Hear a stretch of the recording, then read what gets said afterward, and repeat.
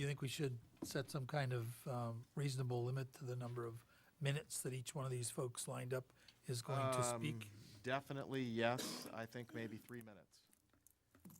Also, Yikes. Be fast. if there's no new information from somebody, if we could then pass over that.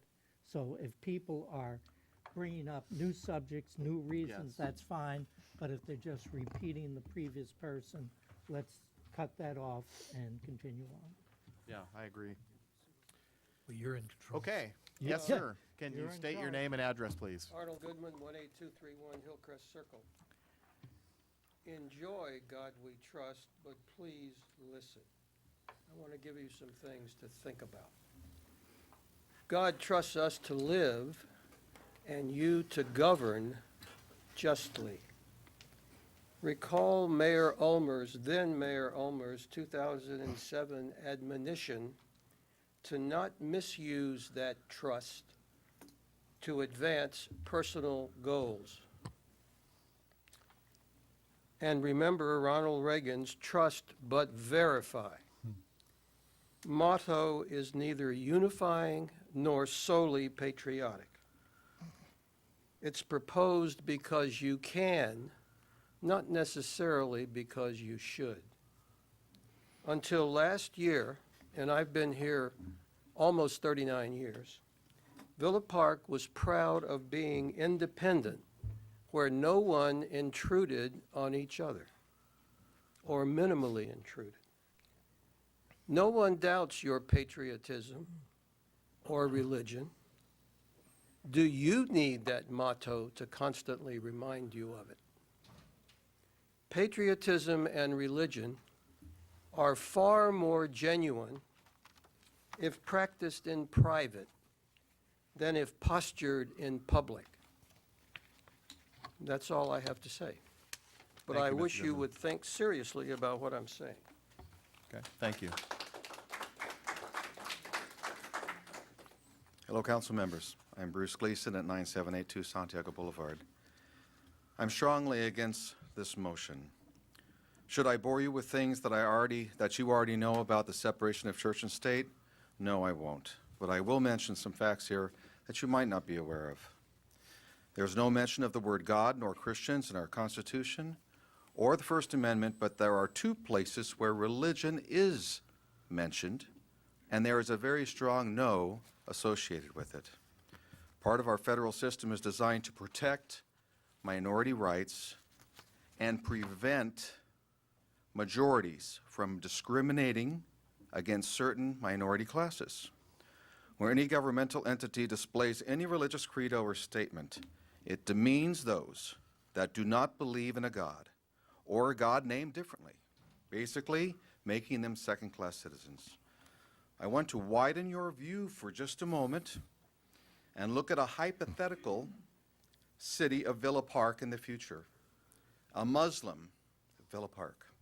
Now let's look at a Christian person in Villa Park as a minority coming into this room and seeing "In Allah we trust" or "God is great" on the wall behind you.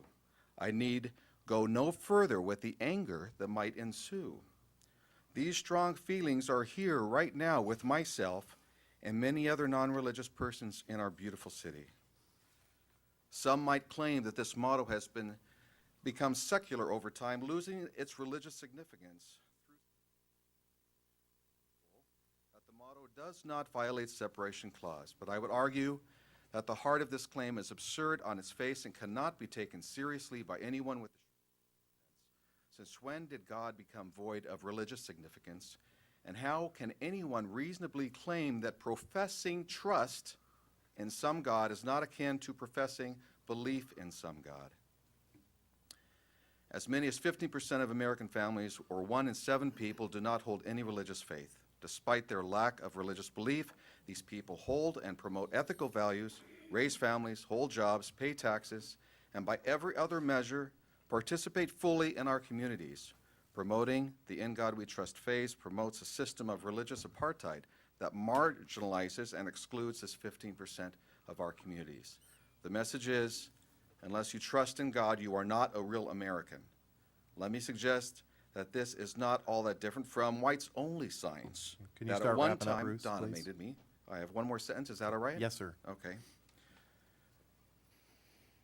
You now, who sit on the city council, has an important opportunity to send a message to all the other cities that has voted yes on this motion, even though many cities receive 20 times the emails from their communities that do not favor in this motion. I hope that your personal beliefs are outweighed by your seat in government, and the popular vote is not necessarily the right one in this case. Thanks for your listening. Thank you.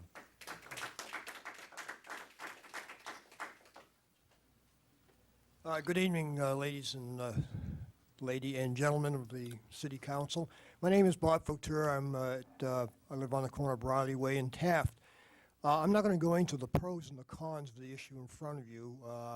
I will make one suggestion, however, and we have a general election coming up in November. It will be a very great turnout, probably 85%, if not more, from Villa Park. I think it's up to you to put it in front of the citizens, the 4,000 plus voters of Villa Park, as to what they want to do with this particular issue.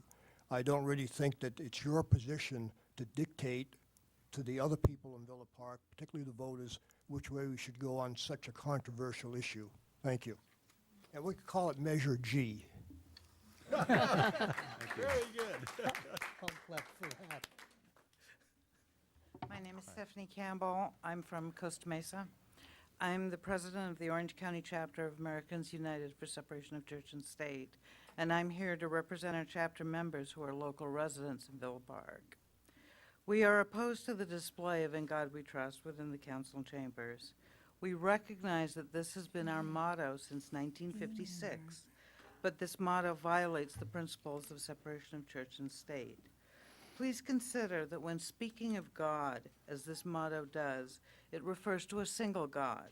While this notion is supported by Christianity, Judaism, and Islam, it is not the belief of other religions. Buddhists do not believe in a personal deity.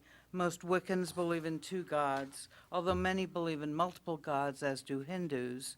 Humanists, agnostics, and atheists also do not subscribe to this motto. Religious beliefs have and should have no impact on citizenship in our society. If the City Council decides to use this motto, it has, however unintentionally, made two classes of citizens: those who believe in a single God and those who do not. The Reverend Welton Gaddy has explained that when the First Amendment in the Bill of Rights states that Congress shall make no law respecting an establishment of religion, it really means that this is our constitutional guarantee of religious freedom, and that the government cannot make one religion preferable over another, or religion preferable over non-religion. By having this motto in the City Council chambers, this freedom is violated. An individual who comes before this body must know that each citizen is equal in your eyes, regardless of religious belief. Our Constitution is designed to protect the minority. By including the motto in your chambers as elected leaders of your city, you will have failed your constitutional duty to protect that minority. I urge you to reject this motto. Thank you.